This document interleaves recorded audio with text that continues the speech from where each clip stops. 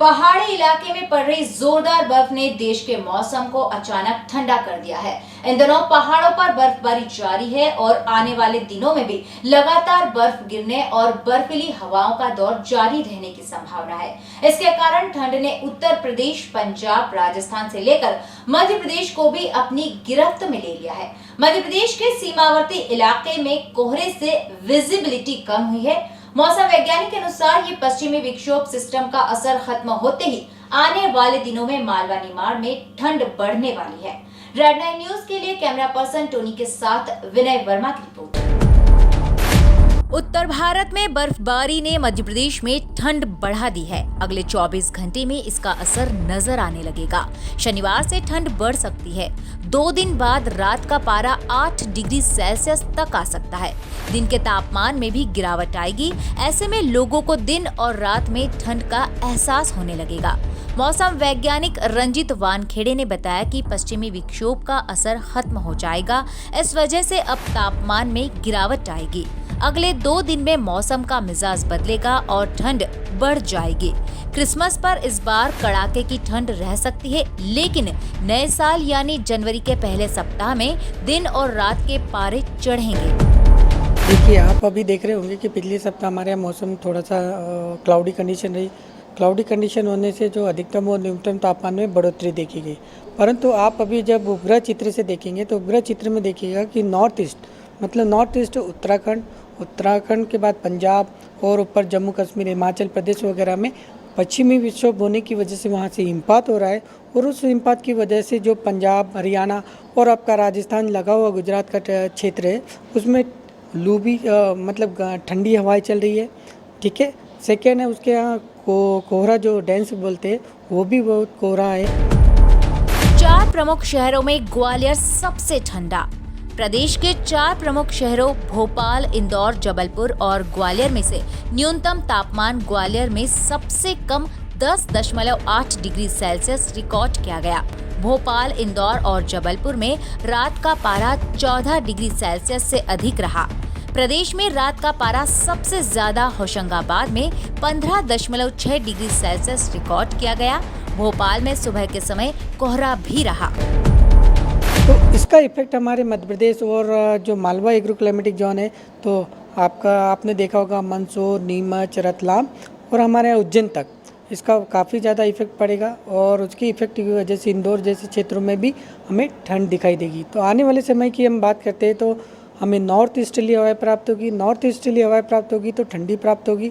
और दूसरी बात, ठंडी प्राप्त होने के साथ साथ हमें कई कोहरा भी देखने को मिल सकता है। तो इसकी वजह से ये हो रहा है कि हमारा जो न्यूनतम तापमान है और अधिकतम तापमान है उसमें घटत रहेगी। तो आप 10 डिग्री सेंटीग्रेड के मतलब आसपास हमारे यहाँ का तापमान, न्यूनतम तापमान रह सकता है और अधिकतम तापमान 22 से 23 डिग्री सेंटीग्रेड रहने की संभावना है। और हमारे यहाँ हल्की हल्की फॉग भी दिखेगी आपको। सुबह जब जाएंगे आप तो डेंस भी दिखेगा, फॉग, विजिबिलिटी थोड़ी कम होगी। बाकी जो मंदसौर, नीमच क्षेत्र है उसमें थोड़ी हो सकता है कि डेंस थोड़ी विजिबिलिटी और कम हो जाए। दक्षिण भारत में एक चक्रवाती घेरा बना है।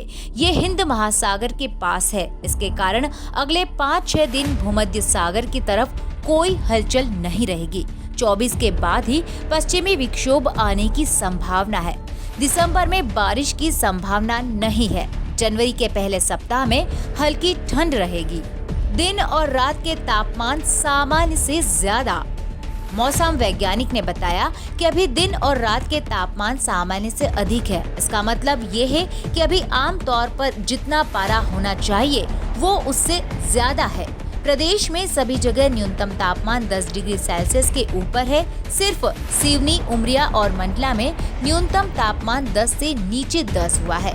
दिन में तापमान इक्का दुक्का जगह को छोड़ दे तो सभी जगह 25 डिग्री सेल्सियस से ज्यादा चल रहे हैं। जी, वहाँ पे पश्चिमी विक्षोभ की वजह से तो बर्फ गिर रही है। और आपको एक और बात बता दूंगा कि बाय ऑफ बंगाल में भी अभी पश्चिमी विक्षोभ एक नया हुआ, तो जिसकी वजह से हमारे यहाँ हो सकता है कि क्लाउडी कंडीशन भी होने की संभावना है। वहीं अब बात करें खेती की तो गेहूं और चने के लिए मौसम फायदेमंद रहने वाला है, क्योंकि गेहूं को पानी की और नमी की आवश्यकता है। इस मौसम से खेती को अतिरिक्त नमी मिलेगी।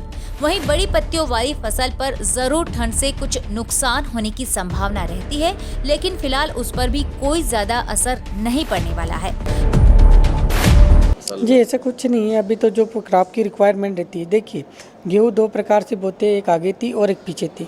आगेती गेहूँ की जो एक ये होती है CRI stage, crown root initiation stage, उसमें फार्मर को पानी देना जरूरी है, क्योंकि अगर उसमें फार्मर ने पानी नहीं दिया तो जाहिर सी बात है उससे कम प्रोडक्शन की संभावना होती है। CRI stage most properly wheat के लिए बहुत ज़रूरी है।